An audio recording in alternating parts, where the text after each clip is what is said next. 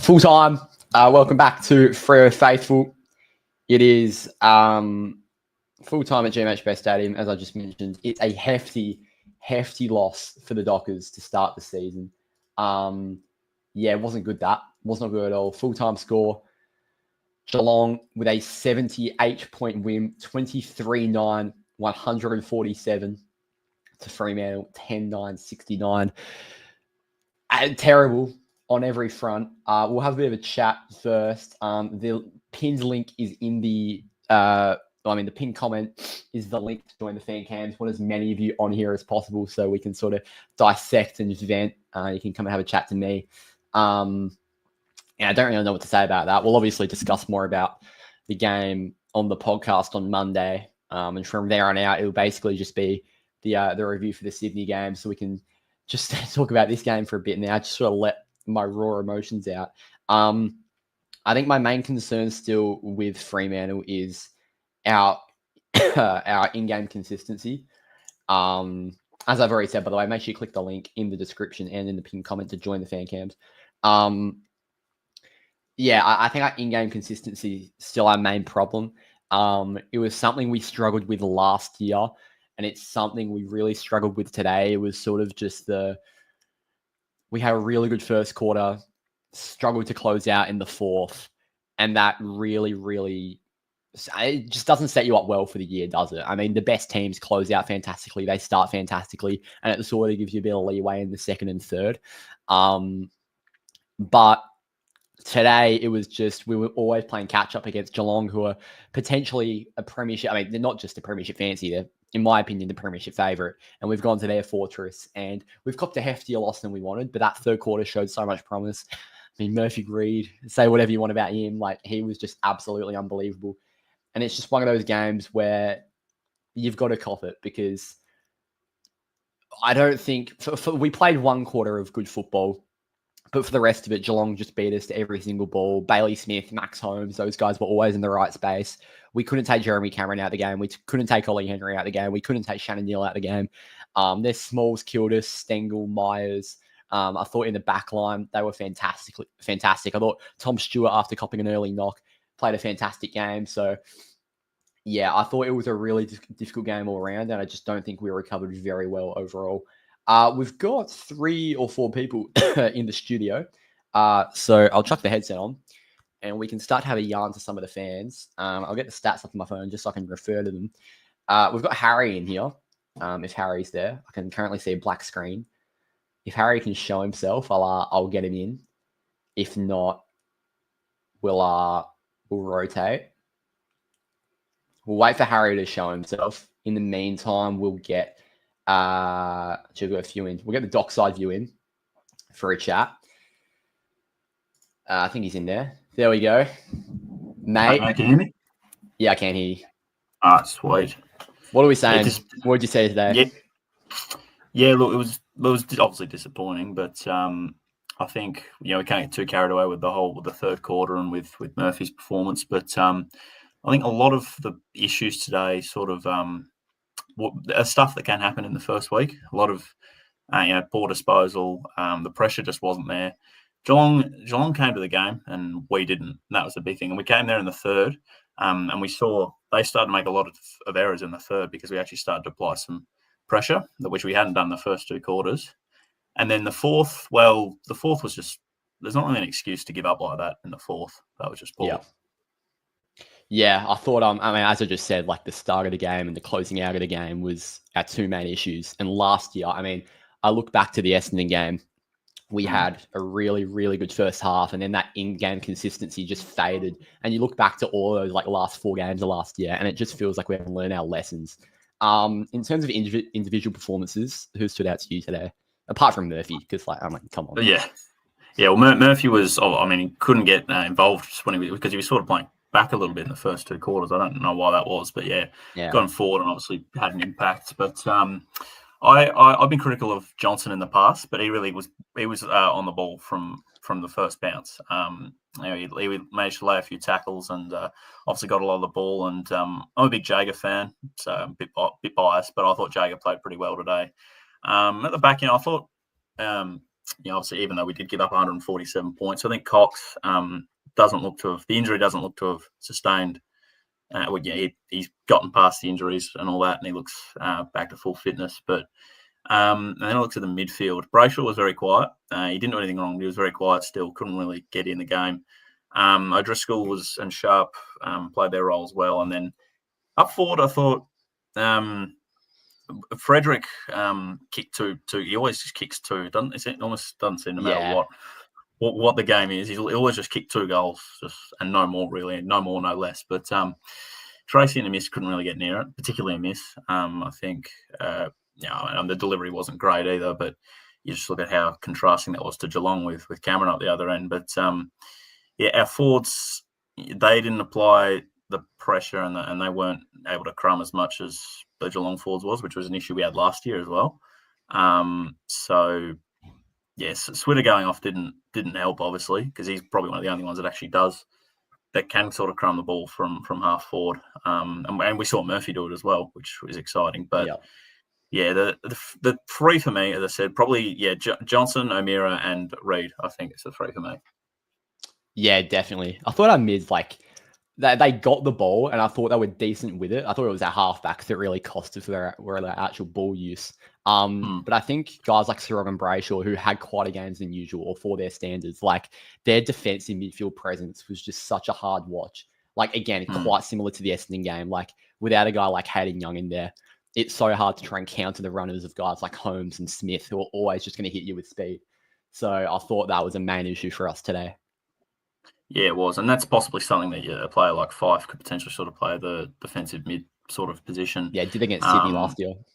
Yeah, that's right. And, we're still an inexperienced side, and I hate hearing people sort of use that excuse, but it was the case today with Fife and Walters out. But I think it also, as I said, makes the role of players like O'Meara, and the fact that you've still got like a James Aish who can't get in the side, who maybe, if you want the extra experience, you can bring in. And as I said, can play, he sort of played more back pocket, but can play half back and can be quite reliable there. So, yeah, a lot of people going at Walker. I didn't think Walker was too bad. Obviously, I thought he was good. Pretty ineffective with it quite times, but he also does a role that no one else in the team really can. He'll run down anyone. So, yeah, it's a tough one today. I think, as I said, the effort in the fourth is just really inexcusable. But a lot of the issues happen in round 1 quite often. So I think, you regroup and come back for round 2 in front of a home crowd, and that's all you can do, really. How are you feeling next few rounds? Well, what's the score on the Swans game at the moment? They're up 18-1, 6 to go in the first. Okay, right.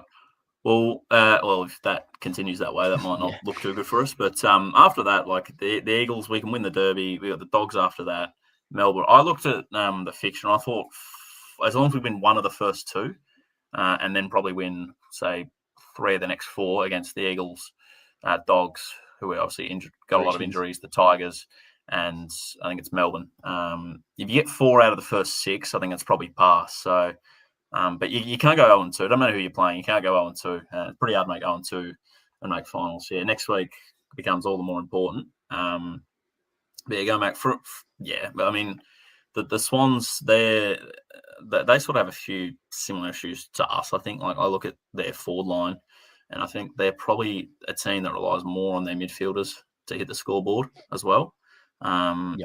Whereas, and that's similar with us, and it was contrasting game style because obviously with Geelong and how much Cameron hit the scoreboard. So Sydney, it's probably a better match for us next week. Yeah, it definitely is. Anyway, tough loss today. Thanks for jumping on, and hope to see you next week too. Have a good one. All right, next up, Harry's got his camera going, so we'll talk to Harry. Mate, talk to me. Pretty disappointed, I would say. We didn't really have the greatest players playing, I'd say.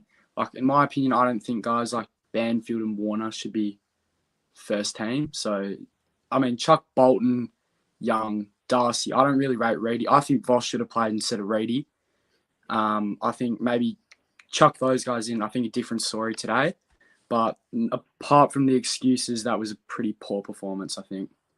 Yeah, that whole Voss thing makes no sense. Like Liam Reedy was playing full forward for the majority of the game. Jackson was in the middle when we were playing our best footy. And you've just got Liam Reedy just like taking space off Tracy and Amos. It made no sense to me. Individuals, what do you think? Who played good? I really liked Matthew Johnson's game. Just that big body in the contest. I think he was playing on Holmes for most of the game, and he actually did pretty well from what I was seeing. I think Jager O'Meara was very good today. And I actually rated Luke Jackson's game in the ruck when he was in there, like amongst Sam DeConey. He was actually going pretty well. Way better than Liam Reedy was, I think. Liam Reedy back to the waffle mat. Yeah, agreed. Grundy's a tough ruck next week, and I reckon Reedy could get a bath if we play him. I'd be very surprised if he keeps his spot.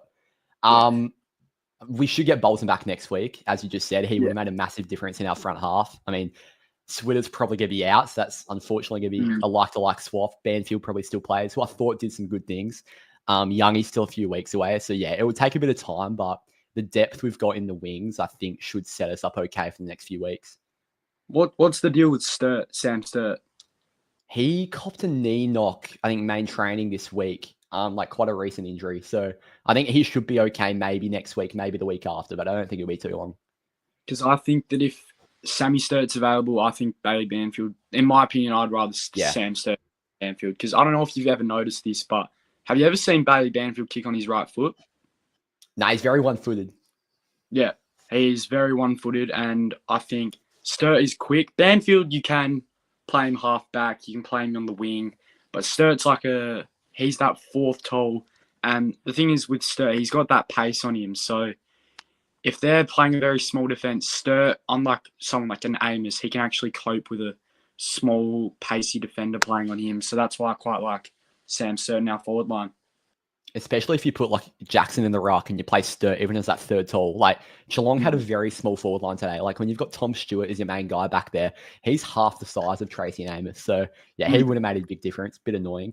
Next few weeks, what are you saying? A bit of an easier fixture, but that being said, after that performance, never know what could happen. Sydney next week, I can't lie. I am not very confident. Obviously they got given a bath in round one by Hawthorn, opening round, by Hawthorn. They're playing Brizzy right now. They're up by 3 goals right now. 22, yeah. So if we can get Bolton back, maybe Fife, if he'll play, I don't know if he will, but he could be pretty handy in that midfield. Because then it can push Drizzy out to the wing. And I think if Fife comes back in, I reckon Carl Warner will go out of the team. Back onto today's game, I don't understand why Heath Chapman was the sub. Yeah, it didn't make a lot of sense, did it? You saw when he came on, the pace, his pace was just it clicked straight away, and he was actually on pretty well.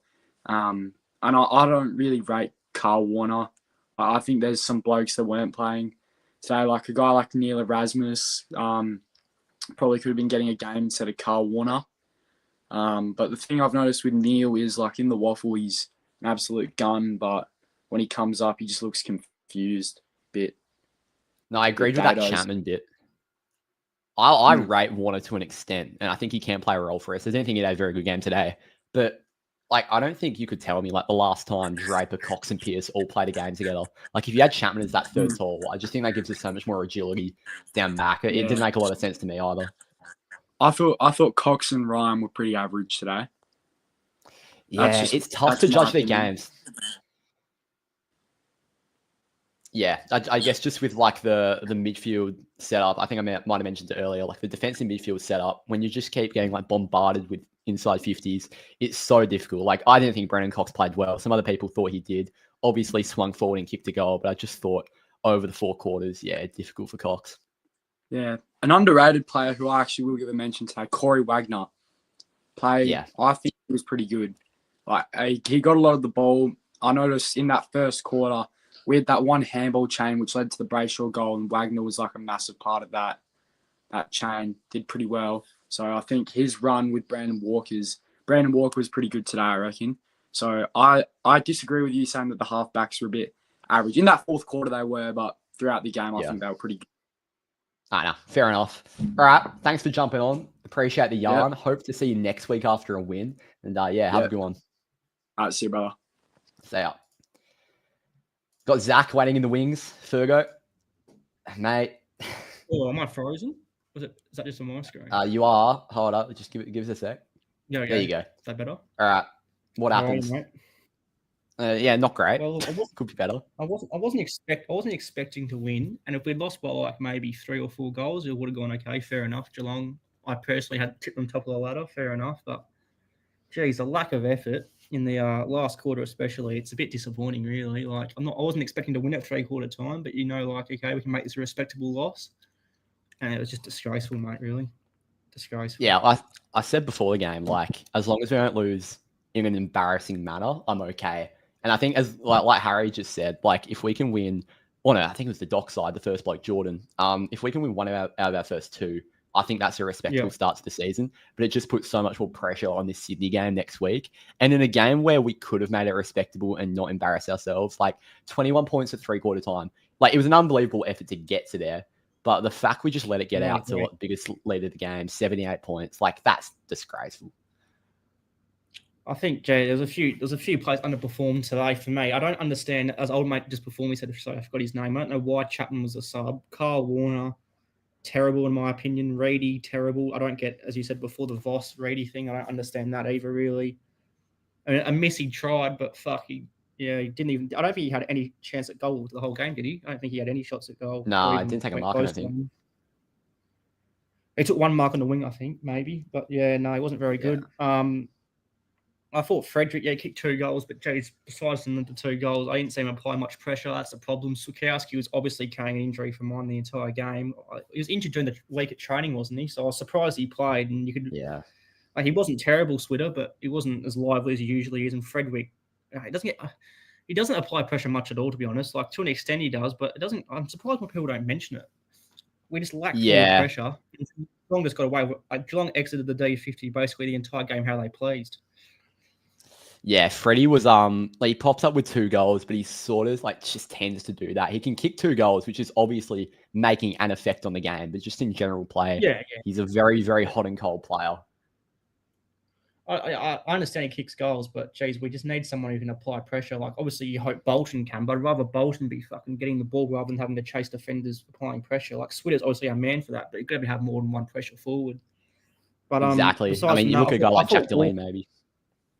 Yeah, that's maybe Cooper Simpson even. I thought, I thought Switter might have not played. He might have gotten the crack, but who knows next week? If Bolton doesn't get up, I think you might see Cooper Simpson. But besides from that, I thought Walker, despite him only getting 13 touches, I thought he's one of our best players, to be honest. He looks bulkier too this season. That was quite noticeable to me. He's put on a few kegs, which is good. I thought Wagner, he's a bit hit and miss. Like he gets the ball. I'm the same. It's either brilliant or it's a turnover. It's not really an in between. Also, what do you think about how much time Strong played forward? I get you resting him forward, but geez, the 3rd quarter, let me check. I reckon he had 27 touches Strong. In the 3rd quarter, I reckon he played mostly midfield that entire quarter. In the 3rd quarter, he had 12 of his 17 disposals. So it doesn't really surprise me. I don't know, maybe he's underdone. I don't think that'd be the case, but I don't So we rested Strong forward a lot during the preseason, like the All-Stars game and the Melbourne game. And I sort of just thought that was a preseason thing, like take a bit off his workload. But it was really weird to see him rest forward that much, like especially in the 3rd quarter. Like Jackson was in the ruck for the entire quarter. It's when we played our best football. I think you know what that means for next week. But yeah, Strong was the guy getting the ball from those hit-outs most of the time. He's a great kick inside 50. The resting forward of him didn't make a lot of sense. I was baffled. Especially in the first half, when getting absolutely monstered in clearance as well. They kept him forward, which I found interesting. But what am I to know? But as you said, the 3rd quarter when you put Jackson rucking mainly and Strong in the middle, it's not really surprised. He wrestled back momentum. But I don't see. I'd be stunned if Reedy gets a game next week. I think you just have to play Voss and Jackson. Yeah. Even just like if Sharp gets up. One more thing I had to add, I thought Sharp was pretty average today too. He made a few questionable decisions. He got pinged for holding the ball. A couple of times was questionable, but he looks a bit I don't know, slow Sharp to an extent, but I'm sure he'll get better with games throughout the season. As you hope the whole team will get better after I play a few more games than they'll bloody need to. I tell you that much for free. Oh yeah, so much improvement in this team. I thought Sharp was okay for our standard today. I thought there were a lot worse players than him. But again, I just think it's tough to judge our back six. Like when your midfield applies that little pressure and you're getting bombarded with that amount of inside 50s, like, yeah, Cox wasn't great. I thought Pierce was decent for how much he had to deal with. Ryan wasn't great, but you can't blame him that much. First half, Pierce was getting beaten, but I thought he worked into the game pretty well in the third quarter. I'd agree, yeah. Pierce, I thought I'm not sure how much match practice Pierce had in the preseason, but equally, I think we're better for the run as well. Yeah, exactly. I think just getting a game into him will improve him for these next few weeks. And that next week is just like, it's a mini final in the round two, mate. Like if you start 0-2, there's very low chance you make finals. And we want to not just be making finals, but actually competing in the tipsy end of September. So yeah, I'm a bit worried. I do hope we win this game right now because I'd hate for them to come over 0-2. I'd hate. Oh yeah, I know. Imagine that game. That'd be a genuine final. Yeah, so I do hope they hold on here against Brisbane. But yeah, it's a big game, and I think hopefully I'd fire Fife straight back into the team. We lack a big body in the midfield. Obviously, Young and Fife are probably our two biggest in terms of body midfielders. We seriously lacked that. And I hope Bolton should be fit. As I said before, I wouldn't mind seeing Cooper Simpson in if Bolton isn't fit. Banfield, I know he tries, and obviously JL likes a work rate type of player, but gee whiz, doesn't offer a lot. Yeah, exactly. I just think we need to get that structure right, whether that's midfield, forward. Like we need to find the right mix because we've got so many guys in the wings. We can trial and error through there. And if we can get that mix right by the right end of the year, put a few wins on the board in the process, then I think we'll still be in okay stead. Yeah, I hope Chapman, I don't know who you swap him for, but geez, I think he's so good to be wasted as a sub Chapman. I don't know. I think Cox or Draper probably have to go. I mean, look, I'm a massive Josh Draper fan, and I'm a bit iffy on Brendan Cox, so maybe there's a bit of bias there. But I think one of those has to go, and I think Chapman has to come in as a third tall, especially against the forward line like we played today. Like Ollie Henry, trying to play either a Draper or a Cox on him is a nightmare. Yeah, I just think obviously Chapman's as good as a third tall, but he's versatile. Like I actually thought, I understand they played Warren on the wing, but I wouldn't mind saying Chapman on the wing. To be honest, he's got the pace. He can take an overhead mark, which a modern day wingman, that's not a bad trait to have. And obviously, I couldn't tell you if he can run out a game in the wing, but I wouldn't have mind saying Chapman play there. To be honest, but yeah, Warner, I thought it was a certainty to be the sub. I was like, okay, fair enough. He's just bringing a bit of pace towards the back end of the game, but yeah, that stunned me. I think. Obviously, Cox. The problem with I think Cox and Ryan are very similar players. They're both very one pace. Like Ollie Henry, as you mentioned before, is very mobile. I think Cox. It sounds weird to say drop one of Cox or Draper. I agree, but if I had to choose one, I'd probably go Cox as well. Yeah, I mean, it's probably a good problem to have. I mean, I know we've just lost by 78, and we're saying it's a good problem to have in defense because our defense, should probably not be holding their heads up high after today. But yeah, I don't think it was completely their fault, but I just think in terms of structure, one of those definitely has to go. When you got so much depth, I mean, I get continuity and stuff, but you can almost pick a like tall back three based off who you're playing against. Yeah. I think today when you got Neil, Cameron, and Henry, you probably should have had Chapman there because Henry's obviously their third tall, but he's mobile, and I think he would have been a perfect matchup for Chapman. Yeah, we can't build continuity off today's game. We've just got to pick the right team for the right game, I guess. Yeah, I agree, mate. Right. Anyways, can't get much worse than that. Nah, it can't. Oh, hope not. Hopefully, we're not seeing here after the Sydney game next week, bawling our eyes out. Thank you, mate. Hopefully, see you next week. Cheers, mate. Cheers. We'll quickly read chat for a bit. The pin link still has the StreamYard link. Also, first link in description if you want to come have a yarn about the game. Patrick, call me crazy, but Sarong should not be playing full forward for half a game. You're not crazy, mate. You are absolutely not crazy. I don't really know why Caleb was playing such deep forward. Like as I said before, I thought it was just a preseason thing to sort of build down his workload. But absolutely crazy how much forward Sarong played. And let me take a look back through chat here. Patrick again. I think we're supposed to play 4 quarters, not 1. Yep. You can say that again. That was as 1 quarter of performance as you'll ever get. Wasn't a good day for Fremantle. Go Geelong. Yeah, thanks, mate. Bruce Reid is a new fan fave. I mean, Murphy Reid, that he's got to get the Rising Star nom this week. Like if they give it to Sam Lawler, complete Vic bias. Yeah, ridiculous game from Murphy Reid today. You agree Voss should have played? I think Voss will play next week. I don't see a world in which he doesn't. I mean, the only world I see where Voss doesn't play is where Sam Sturt plays in his place. If we go a bit smaller, Sydney's backline is nowhere near as strong as Geelong's, which I guess is a positive. But then Sydney's midfield is far stronger than Geelong's, and Geelong had a Bailey Smith at the top of his game today. So, yeah, he's revitalised them. Freo with the 69. Yeah, you're right there, mate. Hope we make Optus Stadium a fortress and stay undefeated there. Yeah, well, that's what we've got to do. Like, if we're losing we can't just say, oh, it's okay if we lose games away because we'll win games at home. Like, we can't be a Gold Coast case. But, yeah, Optus has to be a fortress. We've got to make teams scared to play there. And we can build off Optus form and go away. Like, we've now got 3 games in a row at Optus, which I think is a massive positive for Freo. And then after that, we go to the Barossa against Richmond. And I think after those 3 or 4 games, we go to Melbourne at the MCG, and we've got a good track record against Melbourne at the MCG, and you can really build confidence off these sorts of performances. Make sure you click the StreamYard link if you want to come have a yarn, if you are new to the stream. Paddy, I feel so let down. So much talking by our president, players, and coaches to put out a horrendous display of pressure, skills, and intensity. Only time we looked good was only time we looked a good team was for 10 minutes. Yeah, and it was led by a debutant playing out of position, which is just ridiculous. That Murphy Reid 10 minutes is one of the greatest 10 minutes in the club's history. I don't care. That was absolutely silly. Ryan Nyhouse flashbacks, Ben Ronke, however you want to put it. I feel let down, definitely, but I don't feel like this season's a write-off. It's round 1. Brisbane lost by a big margin to us last year in round 1, but it wasn't this big a margin. That being said, it was a loss.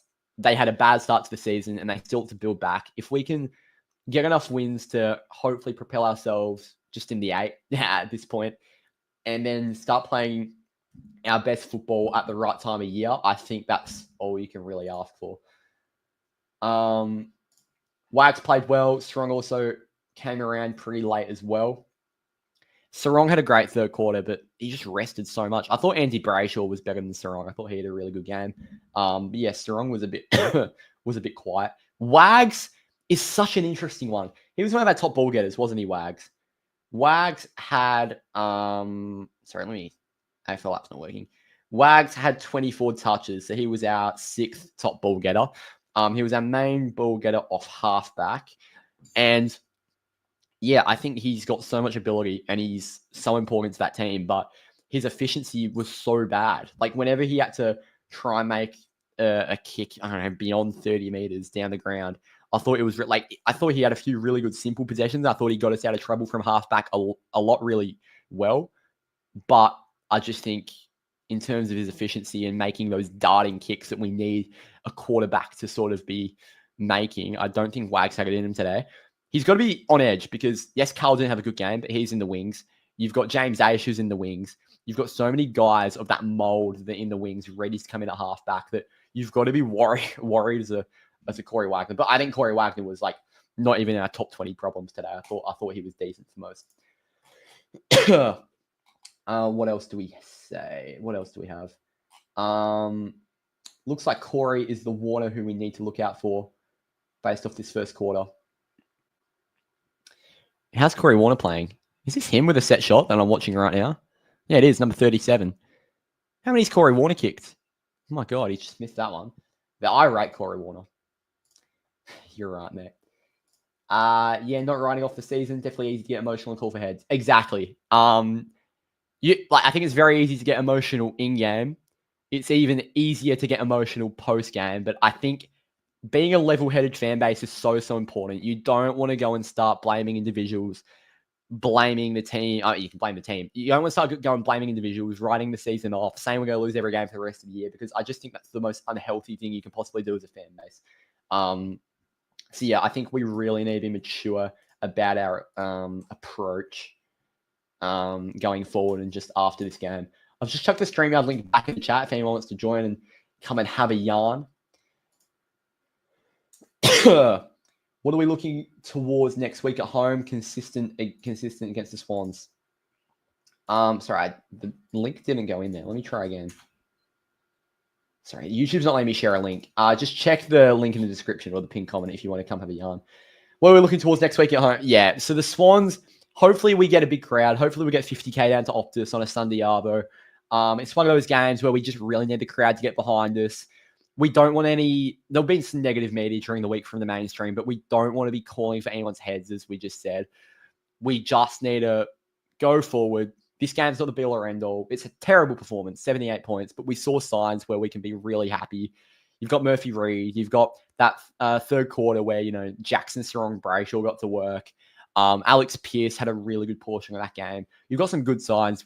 Alex Pearce is going to build from injury. We'll get Hayden Young back in a few weeks. Hopefully, Shea Bolton makes his debut next week. And you've just got a few really good signs we can look forward to in the future. Exactly right, Frederick. It's only round 1. No need to panic. 2 touches for Corey. Chad with the only 2. Jeez. Yeah, facts. A lot of Freo fan write-off. A lot of Freo fan write a season off pretty early. Yeah, exactly. A lot of fan base is reactionary, and we're no different to anyone else. I'll stay for a couple more minutes. If anyone wants to join the StreamYard link and come have a yarn, please join. If you're a Freo fan or a Geelong fan and you want to be respectful, I'm more than happy for you to come have a yarn. If not, we'll wrap it up. We're getting close to 40 minutes here. We're definitely going to keep Murphy in the team.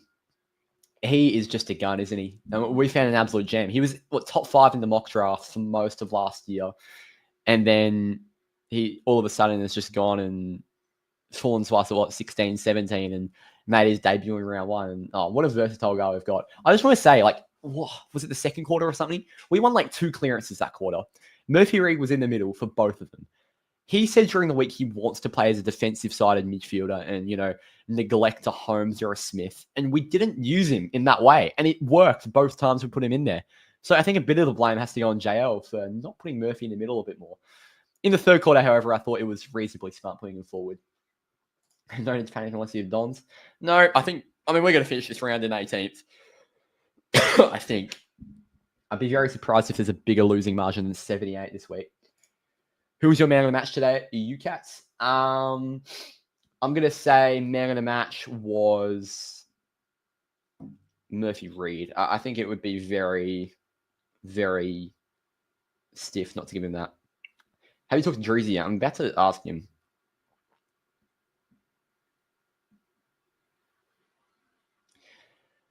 At least my name isn't Richmond Orange. Yeah, at least. Because that would be humiliating, wouldn't it? Yeah, I'll give it a few more minutes. If not, I'll wrap this stream up. Unless you want the guy who had to walk down Chapel Street with only underwear on. Yeah, that was rough, wasn't it? That was real rough. Yeah, overall, I think I will wrap it up now. Horrific performance. We played one good quarter, but our in-game consistency is something we've needed to improve on for a while. Hopefully we can build from here. We'll get Hayden Young back in a few weeks. We'll get Shea Bolton back next week. Hopefully Switter's okay. If not, we've got Murph down forward. We've still got some unbelievable talent there. We'll adjust in the ruck, bring Jackson in as a solo ruck instead of Reedy. And I think we're going to be in okay shape for next week. A healthy Sean Darcy will be unbelievable. Hopefully we can get him back within the opening 5 weeks. I think that would give us a really good just base for this season, because obviously this game's not the be-all or end-all, but to have your best players playing early in the season where you can rack up the wins, or especially in the ideal part of the season, we just need Sean Darcy a workload before we actually start playing the important late-year games. Any news on Swit? I'll check now before we wrap it up. 2021 Darcy, oh boy. Sam Switkowski. I'm just going to see if Twitter has any updates on Twitter. So he came from the field in main training, nursing a sore hip / lower back. He's now done his groin, so they're completely unrelated. Yeah, not ideal. And there's not really any updates. I don't think he'll play next week. It doesn't look good. He looked a bit ginger. I think that's just a straight swap for Shea Bolton, hopefully. All right, I'm going to wrap it up now. 40 minutes of a Freo yarn after a 78-point loss in Geelong to start the season. hopefully this is the biggest loss we sit down and discuss for the year. Because if not, it's going to be a very long year. Thank you for watching. The podcast will be out on Monday with me and Drew's. Let's all just decompress for the weekends, forget about football, and Monday starts and we refocus on Sydney. Monday will be the podcast. Tuesday will be the Oppo view. Wednesday will be my preview. Thursday will be the team stream. Maybe Friday. Thursday or Friday we'll do it because the full teams come out Friday. I'll decide. And then next Sunday, we'll be live yet again for the fan cams. Next Sunday, it'll be Druzy hosting it. Thank you for watching. I'll see you next time. Exactly right, Paddy. There's always a mulligan. Let's hope this is just the only one. Flag Mantle continues next week against Sydney. Cheers.